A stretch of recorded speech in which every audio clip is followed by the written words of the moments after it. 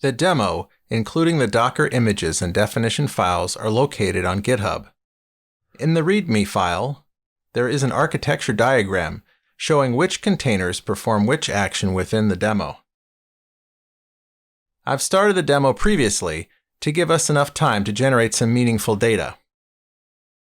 So you can see here that I'm passing the Atlas connection string as a parameter to my run.sh file. And if we scroll to the end, you'll notice it will provide you with the URL that is hosting our web page. Now, if we take a look at the web page, you'll notice that we have our two databases here with the 5 securities that are created in each one. The Python script randomly generates these names, so they will be different every time you run this demo. To see if the data has made its way to Atlas, I will launch the Atlas portal and navigate to the Collections tab.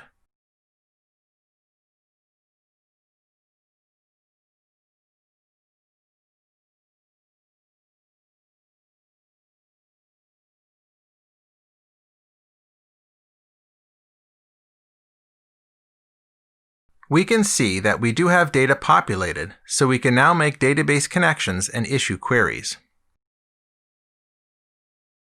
I'm noticing here I have frantic oboe productions, and just to sort of validate that data had come from our heterogeneous data sources into Atlas, I'm going to go back to my web page and notice that frantic oboe productions did in fact come from the MySQL database server.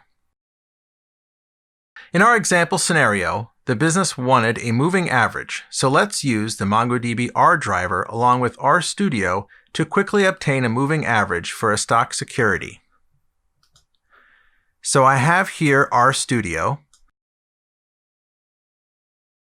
and what I need to do is I need to install some packages first. So the first one I'm going to install is ggplot2.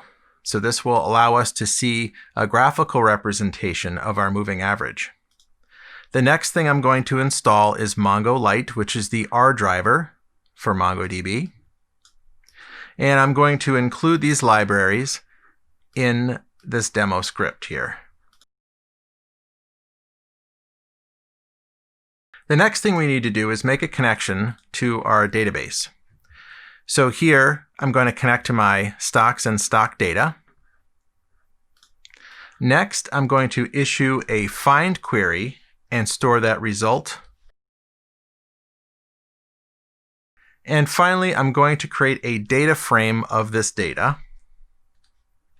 And to validate what is in that data frame, I'm just going to simply type in the variable tsdf, which that's my variable for the data frame that contains my price and stock symbol information. So this is data that is now in my R client. So from here, I can come in and issue a plot, for example. So I'll do my ggplot, and this is going to show me a box plot. Now this demo hasn't been running very long, and what the box plot shows you is the max, min, and average values. So I can notice here that RHV looks like it has a lot of variances in here. So what I can do is I'm going to specify my moving average, and I'm going to drill into that one a little bit here. So I'm going to look at RHV, and I'm going to paste the rest of my script here. And there we have it. So here is the data from RHV stock symbol, along with the moving average calculated here. So data is originating from heterogeneous data sources collected in Kafka and placed in MongoDB Atlas in a single view of your data.